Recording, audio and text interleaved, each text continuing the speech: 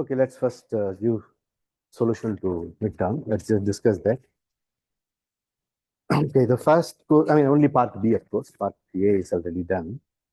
So I will, okay, if some of you want to submit as assignment, if you haven't done well, if you have done, it's not compulsory and it's very optional. And if you have done well in the exam, you don't have to do. If you haven't, of course, I'm not sure those who haven't done are here, but if you haven't done well, then those questions which you haven't done in the exam, submit it by the end of this week, so that when I correct, I will compare and then, but it will be very minimal. The marks will be very minimal. It may help you something to, when you are in the border 79 or something, it may make it 80 or something. Okay, it will help you. It's not, it's very optional. I mean, you shouldn't think that I submitted and I didn't get much mark. You shouldn't think like that. Okay, if you want, you submit it. But I will give you the solution also. Okay? But not the whole solution. I'll just give you how to do it. So the first question says the following: you have omega, which contains just 3 points, and the question first says that we repeat this experiment. So this is the sample space for some experiment. This is the sample space, and we repeat this infinitely and independently. That just means that you have the sample space for the experiment will be like this. You don't have to worry about it, but it will be just the product space. Okay, and the probability will be multiplied. It's just the product space and the probability will be multiplied. Let's not worry about it. So it's given that small p equal to p of singleton A, and small q equal to p of singleton B. And of course, 1 minus p minus q is the probability of that C. That's right. So, and it's so the question is the probability of A occurs before B. The first time, of course, it was before B. So you call this as some A, B, C, D or something. D.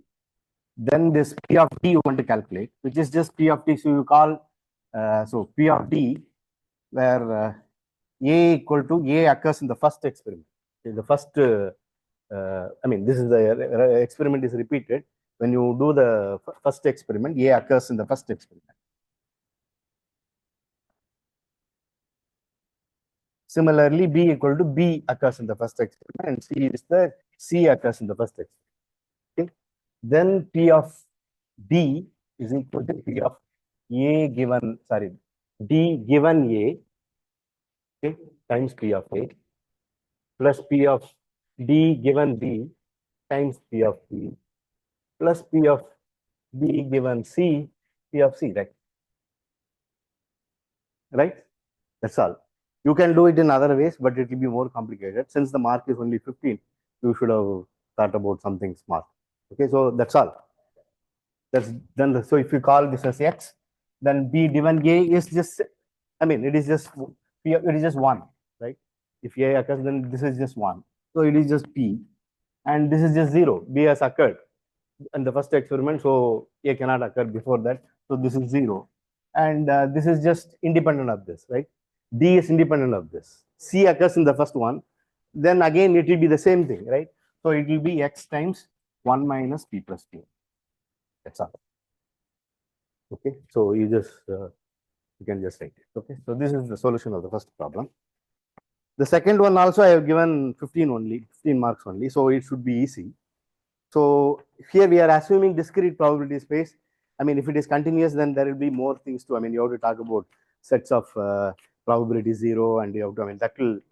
So in order to make it simple, we have assumed that the discrete probability space and every single point has probability greater than 0. So this is for the positivity property of the metric. That is, if d of xy equals 0, whatever, AB equals 0, whatever, AB equals 0, this implies A equal to B. So to prove that, so that's, you can easily start it out. It's basically for that. But the non-trivial thing is the triangle inequality. So triangle inequality says the following. So it is just you have to prove that P of A, P of B, P of B delta C is greater than or equal to P of A delta C. That's what you want to do. But this is just the expectation of the indicator function of this, right? Okay. So it is since we have done something in the class, I thought you should use that. So this is just the indicator function of A delta B plus indicator. I mean, expectation is additive. It's linear. You can do that, but proving triangle inequality may little bit messy. I'm not sure. I haven't done it. Maybe messy. If you have done it, then it's okay. Okay. This follows immediately, right? So this is just one. B delta C is greater than or equal to expectation of indicator function f A delta. But we know that expectation is, respects it's monotone. I mean, if x is less than or equal to y, then E of x is less than or E of y. We know that. So if you apply that, you just have to prove this only. Okay, but that is very easily. This is anyway positive. Only you have to check when this takes the non-trivial value. That takes the so, but this is equal to, you know that this is equal to 1a plus 1b mod 2. You have proved this in the class. Similarly, this. Similarly, this. So this takes the non-trivial value only if x is in. I mean, this is for each point you have to verify this, right? Each point you have to verify. So only when omega is in A and omega is not in A, this takes 1. So in that case, you can see that, if it is in B, then this will be 0 and this will be 1, and you can check triangle inequality, and that's all. So this is also trivial. Yeah. Third question I will not do completely because a little bit messy. So I will give you the idea. No, I will not do it in the board. I can do. No, I will not do it. You will do it. I'm just giving you everything which is needed to do this. Okay. No, it's very easy. You can actually compute the probabilities. It's direct. Okay, I will tell you how to do it. So then it will be easy. So this says the following. The 3 is says the following. You are given n sets. Okay, AR. Okay, where R equal to 1 to n. You have n sets, and it says that the probability. So at least 1 is true. So this implies 1 is equal to probability of union of A. R equal to 1 to n. Okay, this is what is given. At least 1 occurs. So this is the probability of this occurs. But then this is equal to summation P of AR, R equal to 1 to n, okay, minus summation R less than S P of AR intersection AS, right? Okay, plus summation R less than S less than T, probability of AR intersection AS intersection AT. Okay, that's what. And you know that this is, of course, they are all n times P or whatever. What is the P? Okay, and this is just NC2 times Q. Okay, and this is just NC3 times whatever X. Okay, so this is one equation. The second equation says that probability of at least 2 occurring is half. Okay, that is just half is equal to probability of union of R less than or equal to S, AR intersection AS. Okay. Now, this doesn't. It says that after. Yeah, I'm going to do. I haven't finished. No, here I haven't said. It is after that there are terms, and the assumption is, after only not more than 3 occurs. One of the assumptions is not more than 3 occurs, so the remaining fourth sum, that will be 0. I'm just saying, no, I haven't finished. Okay, half is the next condition is the probability of at least 2 occurring is half. So at least 2 means this is 2. This is 2. At least 2 means this. This is okay. So it is equal to half. Now this is equal to summation R less than or equal to is summation. Then P of AR intersection AS, which is given as Q. Yeah, Q. Then minus summation. So here is what the sum is. This is what I want you to do. This is what I don't want to do it here. You should do. You can take it as an assignment. Yeah. Over? No. This is whatever is inside.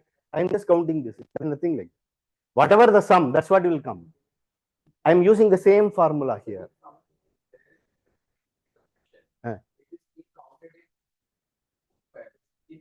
triple intersection, I haven't come to that. Oh, R is, no. Where is triple intersection? There is AT. There is no T. There are three events, AR, Yeah. AT, and it is non-empty, that triple intersection. Yeah. Then that element is counted in AR intersection AS and AS intersection AT. Doesn't matter. That's okay. It can intersect. Here also it can intersect. AR and AS can intersect. No. That's what I'm doing. Subtracting. This is the additive formula. The additive formula is precisely that you have to subtract it. That's what you are doing here. That is what the formula is, right? Okay. That's what happening here. Okay. So now this is going to be, so you take some less than S and L less than M. Okay. Then P of AR intersection AS intersection AL intersection AM. But the point here is there is another one, RL is not equal to SM. RS is not equal to LM. Okay. So you will be, but then four of them cannot be different. Only three of them has to be there. So it should be one of them should be, so one of them should be equal to this. So you can find that this will have, I mean, I haven't calculated. You will have that it will have some, again, some NC3 something. It will be some sort of NC3, twice, thrice, I'm not sure. Something to do with NC3. Using these two things, you can actually calculate P and Q equal to that. You can calculate, or you can show that it is greater than that. Okay. I haven't done that. So, yeah, we have done this here. It will be something similar to this. Using these two things, you can actually calculate it. Okay, in terms of N and P. Okay.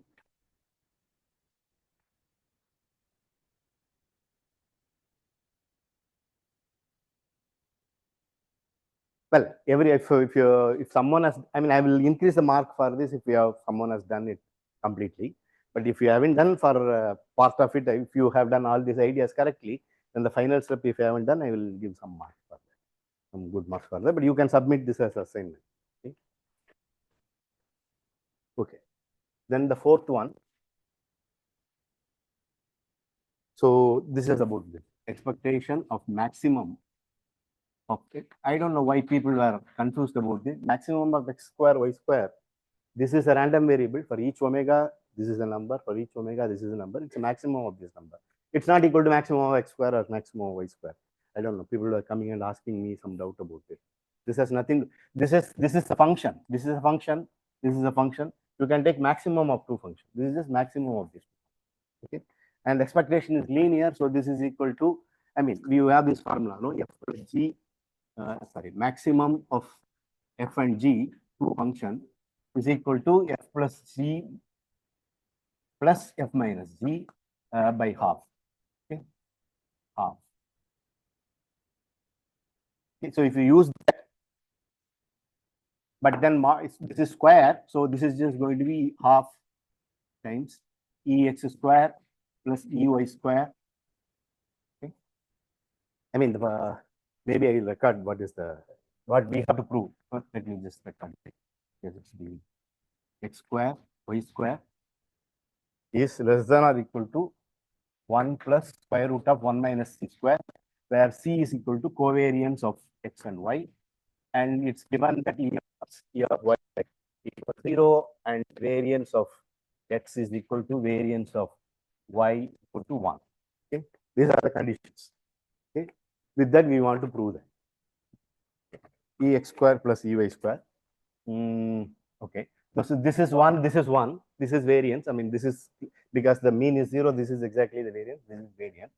So this is 2 minus e of x square. What do we have?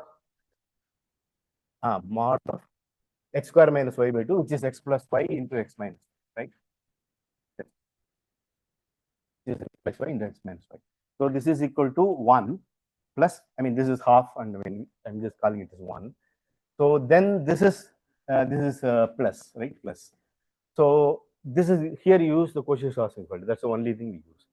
By Cauchy-Schwarz inequality, this is just going to be e of x plus y whole square, e of x minus y whole square, half. That is equal to 1 plus half. X plus y or e of x square plus y of y square minus 2f e of x y, which is just 1, you take the half, 1 minus c into 1 plus c. Sorry, there is a square root. I mean, there is a square and then there is a square root. That is the Cauchy-Schwarz. So that's what you do. That's all. You use Cauchy-Schwarz and just linearity and other things. That's all.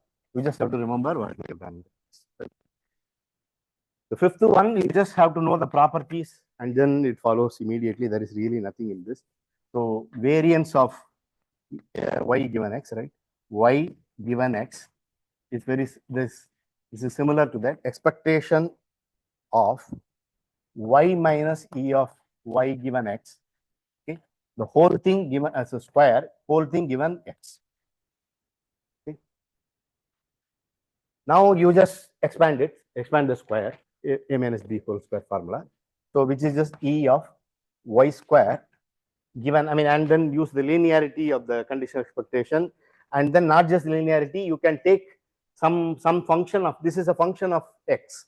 You can take any function of x outside. Okay, so if you use that, this will be y square minus y into this, and that will be, I mean, it will be basically e of y square, e of y given x whole square, right? Right? This is what you will get. You are using the fact that, I mean, yx whole square given x. Okay. How do we do this? First, you expand this. This is y square. Then you get e of yx square. So that is just one term. The another one is y times this. But this can be taken out of the expectation, and you go e of y of x. So that you will get another e of y given x square. Then the same thing. It's on the other side. So you get this. And if you take the expectation of this, if you take expectation on both sides, you take the expectation of this, so this is equal to expectation of this. Okay, you get e of y square. You want the variance. Okay, so you have to come, I mean, take e of y square, I mean, e of y square within that, and e of y square is same as e of y, I mean, expectation of the, so you use those two. It is just e of the conditional expectation is same as the e of the original random variable. Use those two property, you just get it. Okay, it's direct. And I think last one is very easy. It's should I do it? Or, okay. Yeah, should I do it? It's clear, I think. Anyone wants to do? No. Okay. Last one is just geometric. You just write it, and finally you get, and it's x plus y by 2. Okay. Yeah, but everyone has to solve something, no? So I should give easy questions also. Yeah. That's not very easy. I don't know. No, it's okay. But you need to remember about geometric distribution. I don't think we computed this in the class. E of y given x, given x, y. Even the probability of this. I mean, so that you have to compute. So I mean, there is some computation is involved. That's why. That's why. We just computed only. We just computed x plus y. Okay? The distribution of x plus y. Then you have to compute the conditional distribution of y given or x given x plus y. Then using that, you have to compute the conditional expectation, and that's all. If you remember all that, it's very easy. That's all. So this is about midterm. Now we will start continuous random variable. Okay? Let's start something new. Okay. So as before, let omega be a probability space.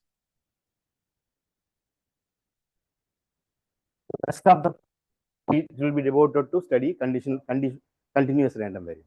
Okay. Okay. So this is a probability space. We have defined. So if this is if omega is finite or countable, then we don't have to worry about. Or I mean, if this is power set, then we don't have to worry about defining the random variable. It is just any function. Okay. So here, when this is not power set, or when this is continuous and this is not power set, I mean, when this is countable, then the random variable has to be discrete. So when this is countable and when this is not countable and this is of course not power set, in that case only we need this definition. So a function from x from omega to r is a random variable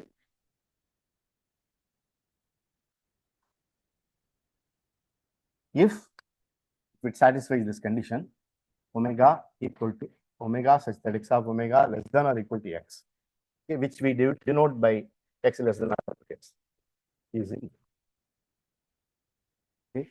For discrete random variable, it will be x of omega equal to x. Of course, that's also be needed only when this is continuous. Okay. Only when this is not countable. Okay. It is just this condition: x of omega less than x. Okay. X less than or equal to x. So this should be in the sigma algebra so that we can talk about the probability of this. Okay, that's why we need this. Okay? I mean, we can talk about probability of those sets in this script A, in this sigma algebra. Okay, we cannot talk about any arbitrary set. So that is why we need this condition. That's all. So the implication, this is just the remark which we can immediately notice. Okay. Number one, yeah. So this set is, I mean, random. I mean, x is random variable, the same as is equal. I mean, same as x inverse of minus infinity x is A. That's what. Okay. This. I'm just rewriting the same thing. Okay. This is what it means. So x is random. So this implies x is random variable. This implies that x inverse of any interval AB, maybe here, yeah, less than or equal to. So I put the closed interval. Maybe this. Okay, this is clear because AB equal to minus infinity B intersection minus infinity A. Okay, right? I think so. I hope if everything is working, it's recorded. Sometimes it doesn't work, so I don't know. Okay? If everything is working well, I think it's recorded. Okay? So x inverse of, I mean, this set is nothing but x inverse of minus infinity x. Okay. If you take any open on the left side and closed on the right side, if you take an interval like that, half open, half closed interval, then that is precisely this when A is less than B. Yeah. It will be A is less than B. So if you take the oh, infinity, you will get the closed one. Okay. So you minus, right? It will be minus. So yeah. So before that, maybe I should, I mean, I just want to say that any form of interval or something you can talk about. That's what. So if it is trivial to you, I just leave it like that. Okay, it's clear to you. I just want to say that when you know this, then this is the case. X inverse of any interval. Because A is closed under countable union, countable intersection, complement, and all that. You can take this implies this also true. A infinity, if X inverse A infinity is in A. Okay, if you want that. Okay, then using that, I mean, because this is there from that, because this is there, then it will follow that this is here. Then you can take any interval, and you can take it half open, half closed, because let me see whether I write it correctly. AB is equal to maybe if you want this, then this is going to be A minus 1 by n, and B B minus 1 by n if you want. I mean, you can just taking this 1 by n and taking countable intersection, you write it correctly, and you will get that, you will get all intervals. I hope we have already discussed this in the first class or second class. Okay. So for any interval, this is true. X inverse of any AB, you can talk about. So we can talk about this set, probability of X in some interval A. I mean, this need not be just open interval. This can be any interval. I is any interval, half open, half closed, or anything that we can talk about.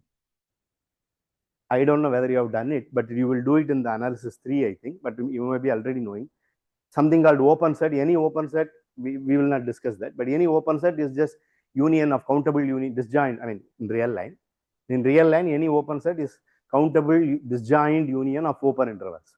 So that will follow that, because countable disjoint union is here. We can talk about probability of X in any open set also. We can talk about. Okay. So this condition, this one single condition, will determine probabilities of X in any reasonable set. It will be much more than that actually. It's something called sigma algebra. There is a sigma algebra of real line we can talk about. It's much more than that, but at least for any open set, closed set, if your open set is there, complement is closed set is there, and I mean, then countable union of open set, countable union of closed set, all intersection, all those things we can talk about. Okay.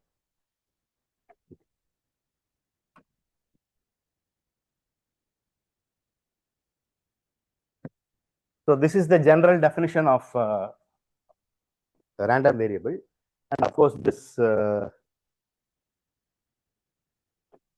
is consistent with our earlier definition. For discrete thing, this is of course true because that will be countably many of them, and so this is true for this. I mean, this set x omega less than or equal to x will be just a countable union of singleton sets. Okay? So because of that, this is consistent with our earlier definition for the discrete random variable. So this is general definition for any random variable. So now we want to define what is called a continuous random variable. Of course, random variable need not be, I mean, just continuous or just discrete. It can be combination of both of them. So here we talk about continuous random variable. A random variable x is continuous. Before that, I want to define. I have already defined distribution function. Let me just write it again, just for the purpose. Definition. So x is a random variable. Okay, then p f x. Fx at x is equal to x is in real line, okay, is equal to probability of x less than or equal to x. Okay. Then we have already proved it generally, not for the discrete random variable. We use the axioms of the probability. Okay, countable union, and I mean increasing union will be the limit of the set, and using those which we have proved in the first class, using that we proved this. So this property is then one. F of x is less than or equal to 1, greater than or equal to 0, because it's probability, that is clear. Then f is non-decreasing. It may not be strictly increasing, but it's increasing. That's what non-decreasing. Okay, it may not be strictly increasing. Third one is limit f of x. X going to minus infinity is 0. Limit f of x going to infinity equal to 1. Fourth one is f is right continuous. We proved all these things. Okay, just by using the fact that if a and set increasing to a, then p of a and increases to p of a, and similarly for decreasing one. Using this fact, we proved it. We have already proved it. Okay, I don't want to. That's not just for discrete random variable. Okay, generally we have proved. Okay, so this is true. So this is about distribution. This is what is called distribution of x.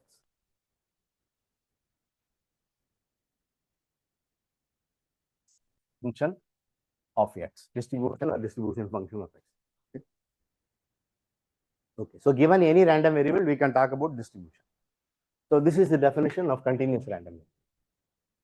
A random variable x is said to be continuous if probability of x equal to x is 0. Okay. For all x. No, that's all. Okay. Okay.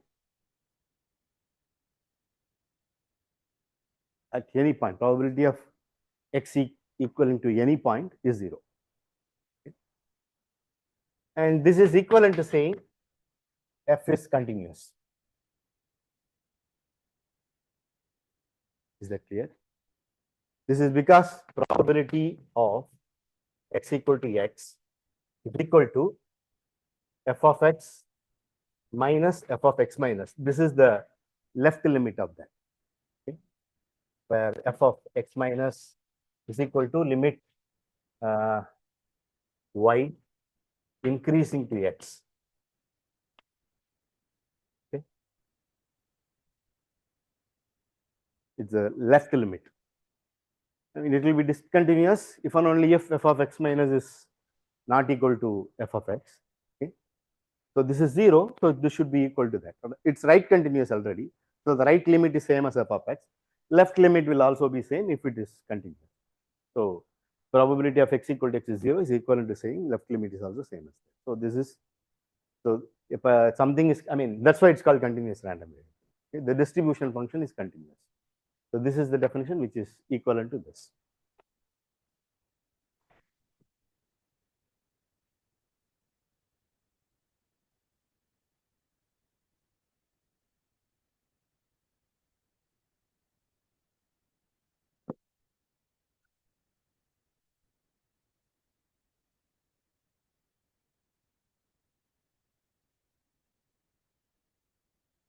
Okay. So next definition, this is again definition. Sorry. So something is continuous need not imply that it has a density. So we say f is a, I mean, we say continuous distribution means the random variable is continuous. If the function is continuous, f is a continuous distribution function. Okay. Here, this is the proof. Yeah. Now, this definition is that whatever is in the definition, top line. Then I am saying that is equivalent to saying f is as a function, it is continuous. As a function, it is continuous. Function is continuous if and only if left limit is same as left limit. No, left limit is same as f of x. That precisely means that f of x equal. We have computed this. Okay? This f of x equal to x is f of x minus the left limit, right? So because of that. Okay? Yeah. So suppose f is a continuous distribution, then we say, we say f admits a density if there exists a function, there exists a f. I mean, this has to satisfy some condition which we will not discuss. Okay, this is not some arbitrary function, but some function exists. F, there exists a f function from R to R such that f of x is equal to integral minus infinity to x f of x. Most of the time it will be a continuous function. Okay, for us, this will be a continuous function, or it will have finitely many discontinuity.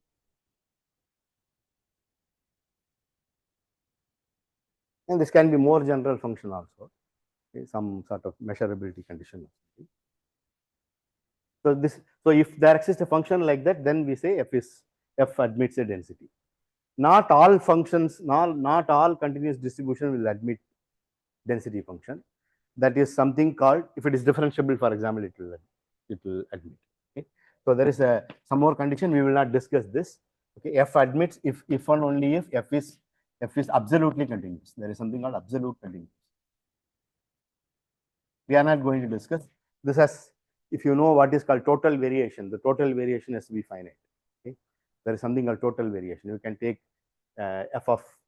you can take partition and f of talking about f of ti minus f of ti. This mod, you take all partition and some of these things. Okay, you take some function as a partition. If you have an interval AB, okay, interval AB, you partition this interval by some t1 up to tn, and you take this values and take this summation. For this has to be finite. This has to go to the finite limit. That's what total variation is finite. This will be finite for each one of them, but this will be supremum should be finite. Okay, so that is what is called total variation is finite.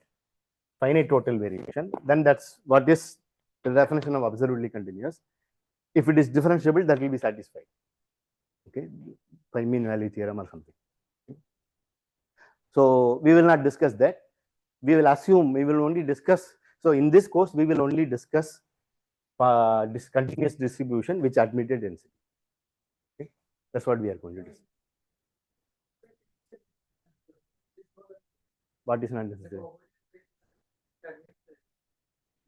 No. F can be continuous. It has to be absolutely continuous. No, not all continuous functions are absolutely continuous. Exactly, it's not needed. Yeah. Only if f is absolutely continuous, only then there is a random variable. No. This has nothing to do with any function. If you have any distribution function, we haven't proved it. It will have a random variable associated with that. Okay? It will have a probability measure and it will have a random variable associated. So that has nothing to do with this. But if it just because it is continuous, there is no need. It's like being differentiable. Of course, differentiability needs some fundamental theorem says that if f is continuous, then f prime is f or something. So you need some more condition. The absolute continuity will ensure that there is a density function. This I just said here. We don't need it. We are not going. I just said here. You take partition and sum the. You take partition. If you have an interval AB, something has total variation, finite total variation. You partition this interval up to T1 up to Tn. Then take this sum f of Ti plus 1 minus f of Ti kind of thing. Okay. Take this sum should be bounded for all partition. So the supremum over all partitions should be bounded. That's what it means by total variation is bounded. That's why this is a definition of absolute continuity. Okay. So if you have using that, you can, I mean, if it's differentiable, it will satisfy that. Okay. This is a more general definition. Okay. But differentiable, it will be absolute. So yeah. So first thing we can see that if f is differentiable,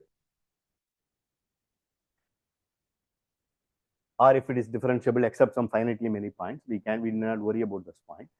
Then of course f prime is equal to f. The density is f prime equal to f. I mean f prime equal to f is a density. Is the density. We can compute the density when it is differentiable. Okay. That's one way of doing. Or if it admits a density and the density is continuous, then f prime should be equal to f by fundamental theorem of calculus. I mean, I'm saying that if f admits a density f and f is continuous, then f prime should be equal to f. Okay, that's fundamental theorem of calculus, and this is also fundamental theorem of calculus. Okay, if it is differentiable, it should be continuous. No, if it f should be continuous, f is continuous, and f prime should be continuous. I think f prime should be continuous. Yeah. It's not needed, no? I forgot fundamental theorem of calculus. F prime has to be continuous. F prime. Okay. Fine. So f prime is differentiable, or wherever it is differentiable, it will be equal to f prime. Yeah. And f prime, the value at finitely many point or countable point doesn't matter because we are integrating it. So it doesn't, you can change it. The f is not unique. One thing is f is this small f, the density is not unique. You can change at countably many point or set of measure 0 or whatever, and it will remain the same. It will still satisfy that condition. So yeah, if f is differentiable, then f prime is equal to f. Okay, so example. So the easiest example is, we know, I mean, but this is the fundamental example of probability, uniform distribution. When we usually have some n element set, the basic example of, I mean, if you have n elements in a set, then each element having the probability of 1 by n is the basic example of probability. Similarly, this is a continuous version of it. Okay. So if you have the, I mean, you can take omega equal to 0, 1, and let's just write the density itself. Fx, let's write the distribution function directly. Okay. F of x equal to 0 if x is, I can write it directly for interval x is less than a, and f equal to x minus a by b minus a. You can take a to be 0 and b to be 1, then it will be just f of x equal to x. Okay. That's all in the interval. If x is in the interval AB, doesn't matter whether it is closed or open, or, I mean, it doesn't matter here. Okay. And equal to 0 if x is greater than B. Okay. So this is uniform distribution, and the density is just the constant function. Density is 1 by b minus a on this interval AB, and equal to 0 otherwise. When it is, when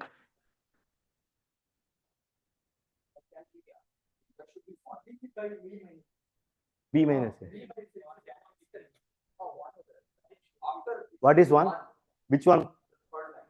This should be 1. You are right. Sorry. Yeah. So the density, I mean, yeah, you are right. Sorry, it should be 1. Correct. Yeah. sorry, the density is out, I mean, density is 0 outside. Yeah, correct. Yeah, you got confused. Yeah, so the density is just the constant function 1 by b minus a, and this is uniform distribution. Uniform distribution you can define on any vector space, n-dimensional vector space, where you wherever you are, you can define the volume. Of course, volume is defined for 2 dimension, 3 dimension. Actually, it can be defined for n dimension also, but let's not get into that. For 2 dimension, 2-dimensional uniform distribution, you can take any set S. So 2. Okay. So let's take our omega to be this. Omega to be, you can take any set, any subset of R and talk about the area. I mean, you can see you can take omega equal to S, and for any A contained in S, you can talk about area of A. I mean, as far as it is defined, you should define that area of A divided by area of S to be the probability of anything. You can talk, or you can talk about this R. Y such that x square plus y square is less than or equal to 1. Okay, you can take the disk, unit disk, okay, and probability of okay, I mean, with uniform distribution means probability of any A, provided this area is defined, equal to area of A divided by the area of the whole thing is pi r squared. Pi, maybe you call it R, pi r. So this is the probability space. Now you defined x from this omega to R. This is just the, I mean, x of omega equal to norm of omega. I mean, wherever the omega is. Norm of, I mean, omega is a 2 set, no? X of omega 1, omega 2 is equal to square root of omega 1 square plus omega 2. Okay.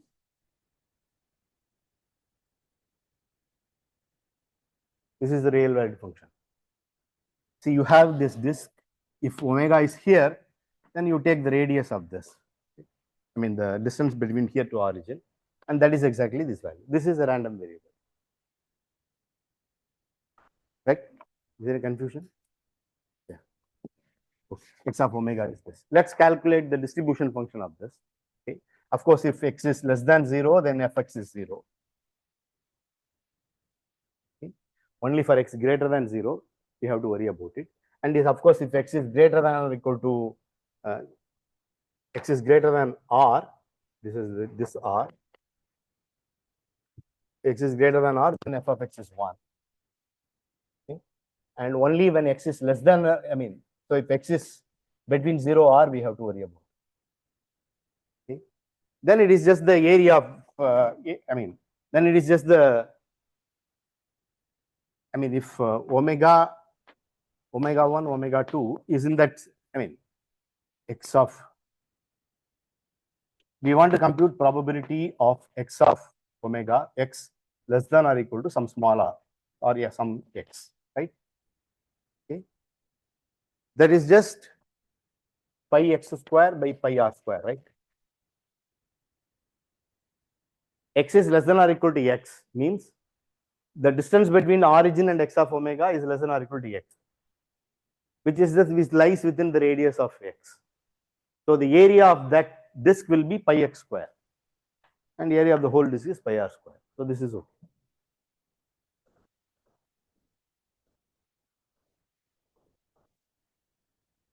No, any point in the disk, inside the disk. Yeah, coordinate. Yeah, this is just the coordinate. Omega 1, omega 2 is in omega. Omega 1 in omega. XY coordinate. Well, x is a random variable defined from the sample space to R. The sample space is omega is this. Okay. So any point in the sample space is two point set. It's a coordinate, omega 1, omega 2. And it is equal to this, the norm of this, whatever. Distance between origin and that point. Okay. So that is the random variable. Then then the distribution we have calculated.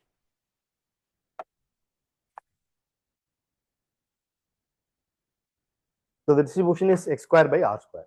So f of x is 0 if x is less than or equal to 0, less than or equal to 0, equal to x square by r square if x is, yeah, if x is in 0 to r, okay, equal to 1 if x is greater than or equal to r. I mean, you don't need to worry about any point. Now, if you want to find the density, if you just differentiate it, which is going to be 0 and 0 here in this area, and you just have to differentiate it. 2x by r will be the density. Huh? 2x? Yeah, that's what I said. Yeah. So f of x, the density is equal to 2x by r square if x is in 0 r and equal to 0 otherwise. Everywhere else it's 0. Okay. So this is the density. Okay.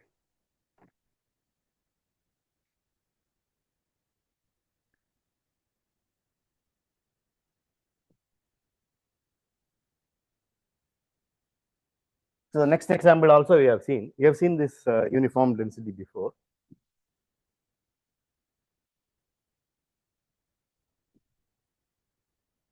So you take f of x is equal to, I mean, this radioactivity, number of the time in that, I mean,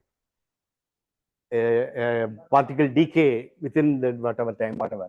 So this is just e power minus lambda.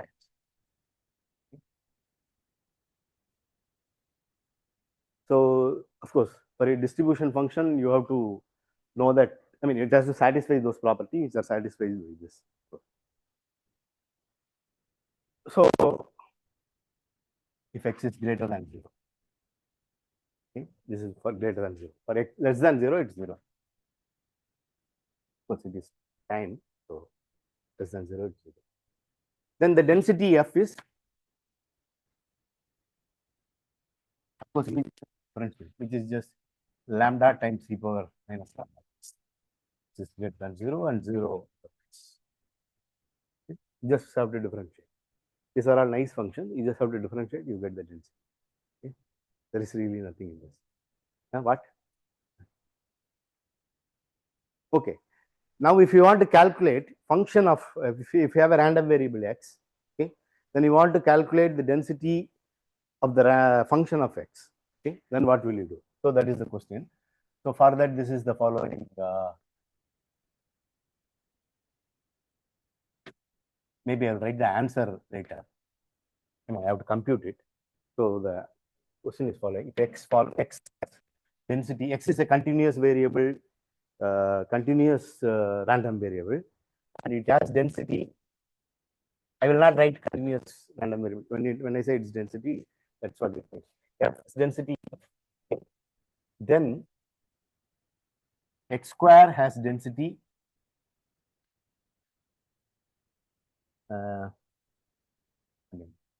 So f has density fx. Okay. Then fx square at y. I think this is true. Let's see. Okay, square root of y, f of y plus f of minus. Okay. So see, there is a way of so first. I mean, this can be directly proved easily by integrating. Okay, by integrating, right? So proof. So you just have to. I mean, you just have to find probability of x square in some, I mean, x square in some interval, or x square less than or equal to x, you have to find. So you just say in some interval xy. I mean, x can be minus infinity if you want. Okay, that's what you want to find. So this is same as probability of, no, let's say, sorry, let's say x square less than or equal to x. That is equal to probability of x is between square root of x greater than minus square root of x, right? What is mod y? For y greater than 0, equal to 0 if it is, I mean, x has to be 0, no? So equal to 0 otherwise. Okay. And now f of x, f of x square x, okay, equal to probability of x square less than or equal to x. Okay, that is equal to this.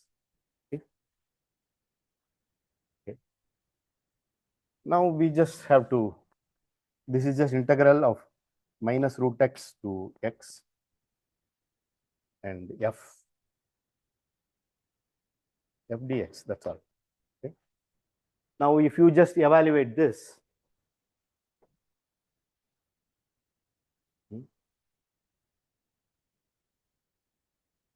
if you just integrate this between minus infinity to,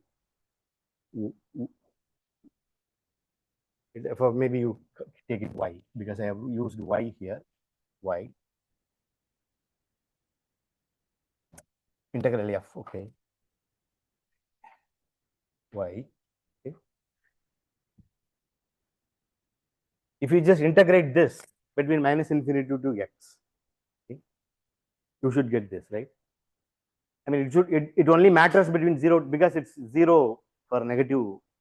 Let me just do that. Okay. Let us calculate that integral. Integral of 0 to square root of y, okay, 1 by 2 square root of y of square root of y plus f of minus square root of y. Okay. Now this is just going to be, I mean, dy. I mean, the variable should be different. So here I put, okay, let's have x here. Okay, let's have x here. Huh? What did I write? Here, this one. No, that is just, no, that I'm using the, let's go one by one. F of x square, y x square less than or equal to, so let's say x itself. Let's use x itself, okay, so that there is no problem. Okay, then this is just fx square x, which is just probability of x square less than or equal to x. Okay, that is equal to probability of x is between square root of x and greater than or equal to minus square root of x. This is equal to minus x to x square root of x, f of y. Okay, fx square of y. Yeah. See, it should be. Yeah, I forgot to. Yeah, it should be root y. Yeah, I forgot to write that. Yeah, now here I have written.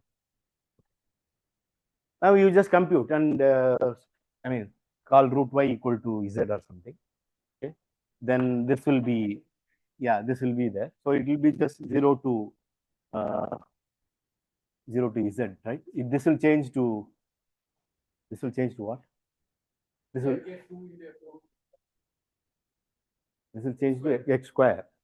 So this should be,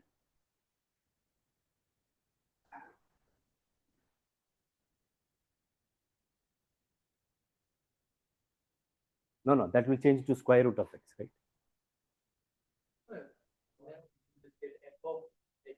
Now, if you put z is equal to square root of y, okay,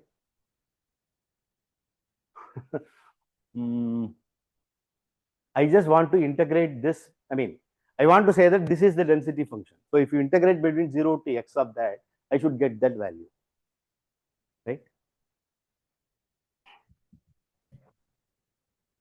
You want to write one? See, let me write it here. If G is the distribution of x square, okay, then G of x is equal to this. Okay, D is the distribution of x square, then G of x equal to this, which we got it. This is the answer. Okay, this is what we got. We want to show that that is precisely when you integrate it between 0 to x, we should get that. You can do Yeah, substitute square root of y equal to z. So this is just z, dz. Let me write. There will be two of them, but this will also. Yeah, this will be again, I mean, 0 to minus of that, 0 to minus x. Then, I mean, you have to change it. Yeah, you have to change it of f of z dz. This is just minus x. Huh? No, this will be x. What is the limit of that? No. This is what we will get, but we want to get a minus there, no? Inner integral has the second integral has the Minus. Okay. Second that has a minus mean, no. That will not be the right answer, no. We want to get that minus x to 0, 0 to x. Two things we want to get. So if it is 0 to minus x, it should be plus only.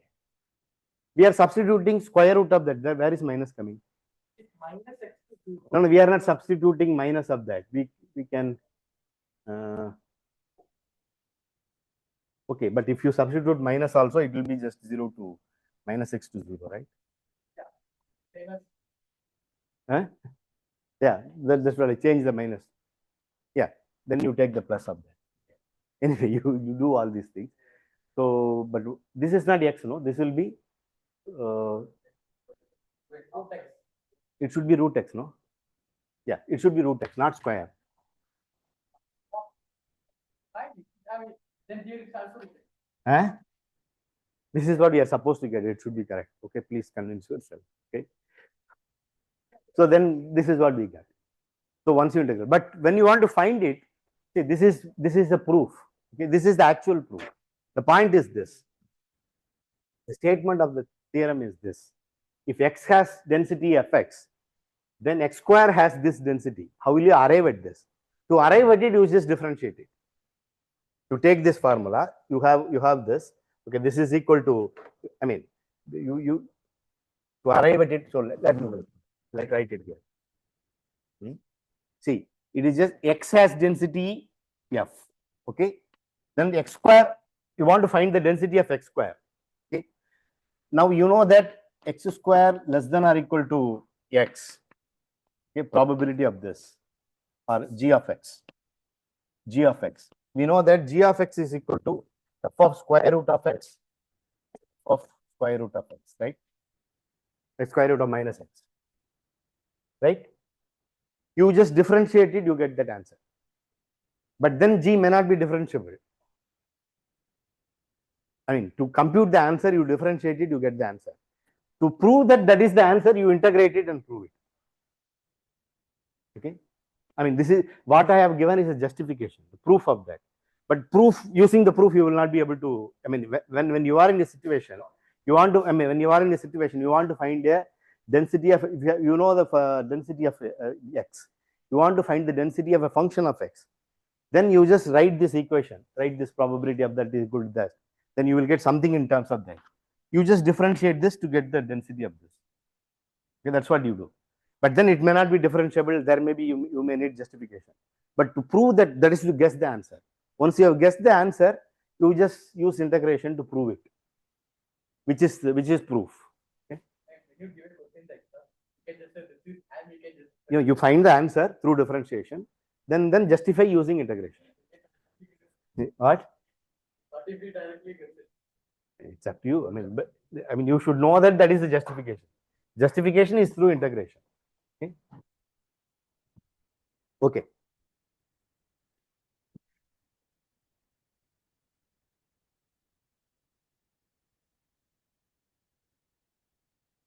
So, okay.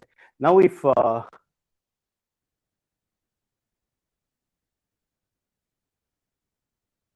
now we take this example. X is the random variable from. I mean, this omega equal to omega is the disk. We have this random variable omega equal to the disk, no? X y such that x square plus y 1, and then you have this uniform random variable on R2 in the disk. Okay, then x is from omega to R, and we know x of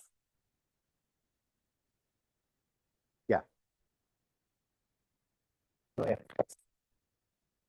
equal to 0 if x is less than 0. We have computed it equal to x square by r square if x is equal to r, okay, and equal to 0 as equal to 1 if x is greater than or equal to 1. Okay.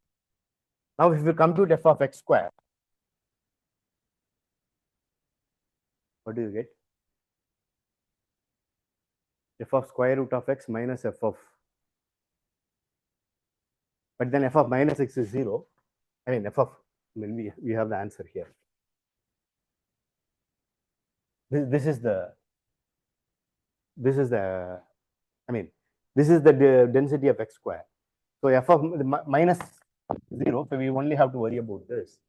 Okay. And that will be 1 by 2 of the square root of x, right? Huh? Yeah, this is the distribution. The density, sorry, the density of x is, yeah, 0, 2x by r square. Okay. I mean, equal to 2x by r square if x is in 0 to r, okay, and equal to 0 otherwise, 0 or complement, okay, whatever.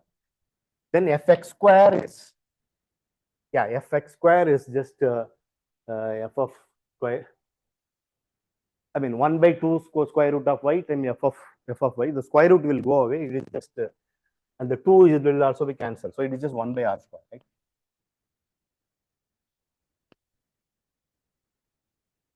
Zero, and it should be r square.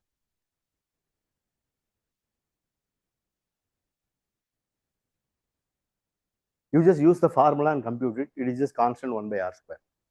So when it is constant, it is just the uniform random variable. If our omega is this uniform disk, okay, and you define the x is just the norm random variable, which is just the norm of that coordinate, which is that random variable.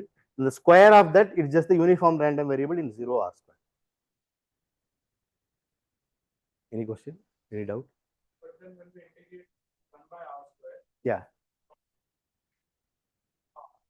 0 to r. Yeah, it should be 1. Yeah, it should be 1. 0 to r square. 0 to r square. This is x square, no? It will take up to 0 to r. Okay, that's all. Okay, I want to state a general theorem. I may not have time, so I will talk about normal random variable and stop. I mean, this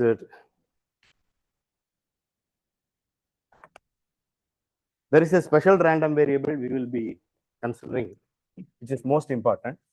Whenever you finish your probability course, or if you do, I mean, I used to say that if you are doing MStat in ISI, Indian Statistical Institute, when you go out, the one test should be there. I mean, you shouldn't be given the degree if you can't write the normal distribution. So you should remember that. Okay? This is the most important distribution. If you can't remember normal distribution, you shouldn't be given the degree. So it's the most important probability distribution, which is there everywhere. I mean, in physics, in throughout our life, everywhere. So in general, okay, this is the definition of a density function.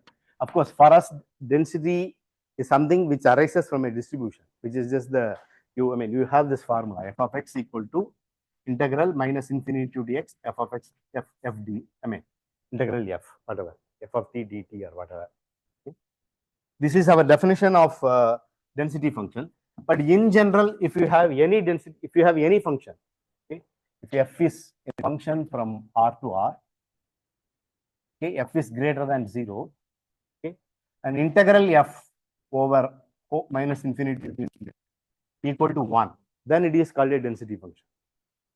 Okay. Then you can define a distribution function corresponding to that. Whether there is a random variable associated with it is a different question. I mean, we started with a probability mass function in the discrete case and proved that there exists a random variable with that mass function. I mean, by taking the identity map, we are able to do that. But here also we can do that, but for it's much more difficult. You have to, it's a long proof. Okay, so we will not do that. But this is what we usually call it as the density function. Okay? Density function, the property is it should integrate, it should be positive and integrate to 1 when you integrate it from minus infinity. This is what is density. Normal density function,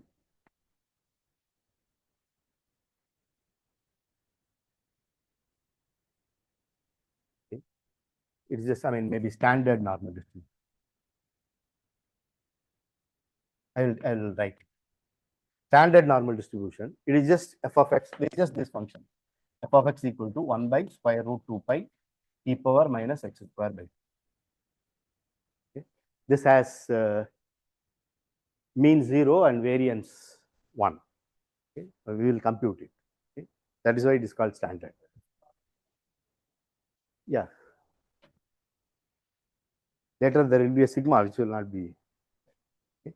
So any random variable with this density is what is called a normal random variable. The distribution, corresponding distribution is normal distribution. Huh? Yeah, I'm coming to that. Okay. So first we will prove that this is a density function. Okay. This is proposition. F of x equal to 1 by square root 2 pi power minus x square by 2. Then f is a density function. That is, it integrates to 1. This is positive, of course. So it integrates to 1. Is a density function. By density function, we mean that it integrates to 1. That's all. Okay. Then we can define the distribution using that. By integrating between minus infinity to x, we can define the distribution. And it's a theorem that there exists a random variable corresponding to that. But we will generally consider, I mean, if we will generally consider the density function. So this is a density. It's a density function. So proof, you only have to verify the integral is 1. Okay. We want to prove, you know the proof? You have seen it? No. Okay. It's very easy. It's can you come to the proof? Okay, where did you see? In which? In calculus course or where did you see? Physics course. Okay. Physics course, it's proved or you just said it's true? Yeah. We want to prove that integral minus infinity to infinity f of x dx is equal to 1. That's what we want. Okay. You can prove using what is called contour integration or the following proof. Okay. So let's compute this. We want to talk about e power integral. This is a number, of course. E power minus x square by 2. You want to compute this. Okay. E power minus, someone said something. E power minus x by 2. This you want to prove that this is equal to square root 2 pi. That's what you want to prove. Okay. So this is by minus infinity to infinity. I take the square of this. I want to prove that this square is 2 pi. That's what I want to prove. Now this is equal to integral minus infinity to infinity e power minus x square by 2 dx into integral minus infinity to infinity e power minus y square by 2 dy, right? Same thing. Okay. Now,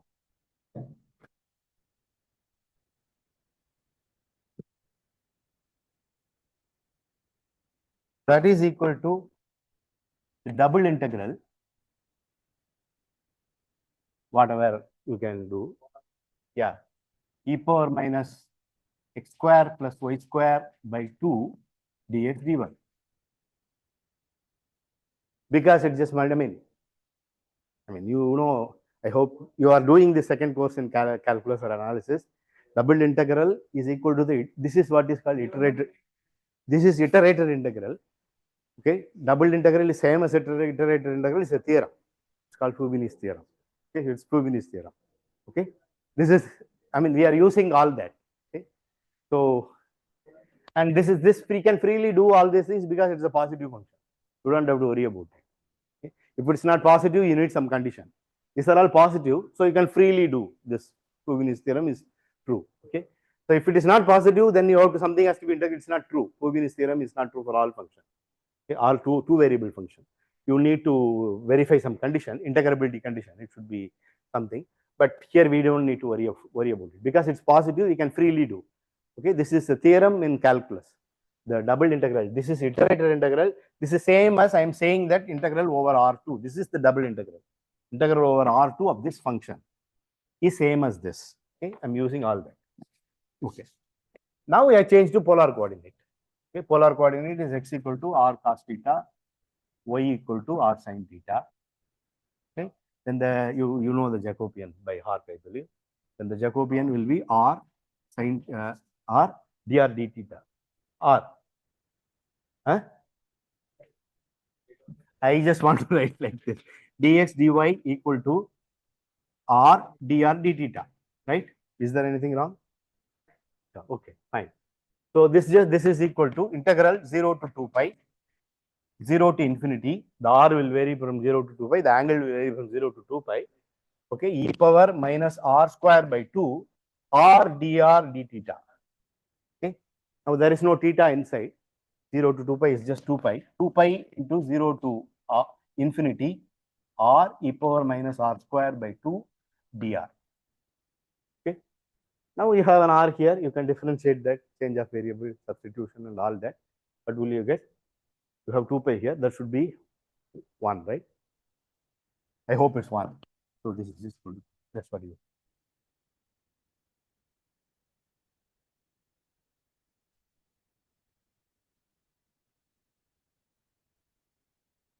Yeah. So I think it's correct.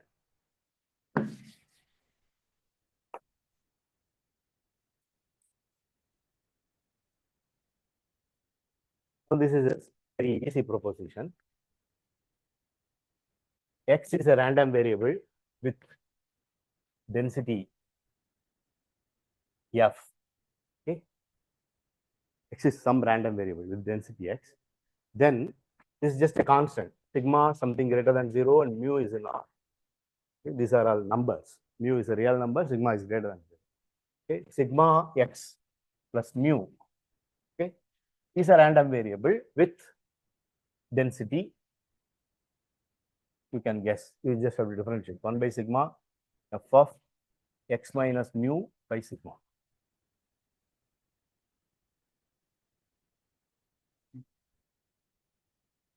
I mean, proof is we want to calculate f of sigma x plus mu, okay, at x. This is equal to probability of sigma x plus mu are equal to x. Okay, that is just equal to probability of x less than or equal to x minus mu by sigma. Okay, now this is just f of x minus mu by sigma. Now, if you differentiate, you get it. I mean, if you differentiate, you get that. To justify it, you integrate it to get this. Shall I leave it as an exercise? I mean, you want to get the answer. You just differentiate it, you get this answer. But then it may not be differentiable. But you just integrate it in the proper integral to get this. I mean, to prove that this is the density function of this, you just have to integrate it in the right interval. Minus that's equal to this. Okay, that's all. Okay, so this is what is. So if x follows normal distribution,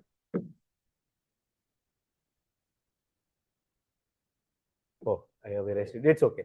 If x follows, I mean, this density function, we do that's f is, I mean, x follows normal 0, 1 if the density of fx is equal to e power minus x square by 2, 1 by square root square. If it has the normal density, then we say it's normal 0, 1. I will come to 0 and 1. Okay. For the time being, I have written it's standard normal. Okay. Then sigma x, the density of sigma x plus mu at x is equal to 1 by square root 2 pi. By that, whatever we have done, the sigma is outside. Okay. Or you can put it sigma outside if you want. E power minus x minus mu whole square by sigma. 2 sigma square. Yeah. Yeah. So when we compute the expectation and variance, this will have this, it's clear, the expectation will be sum of this. So it will be mu. And the variance is sigma square. So those things are clear. So this follows normal with 0 sigma square. Once we prove that the expectation of this variable is 0 and 1, we haven't defined it yet. What is expectation? So once we define the expectation and variance, and we prove that the expectation of this is 0 and 1, this will have the expectation 0 and sigma square by the formula. I mean, we have to prove that expectation is linear and all that. Mu and sigma square. This is sorry.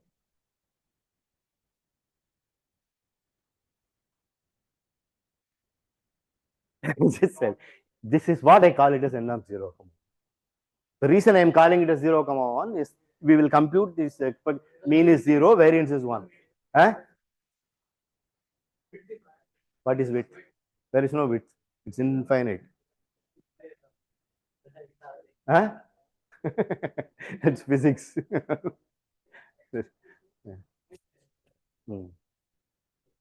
Okay. So we will talk about expectation and other things next class.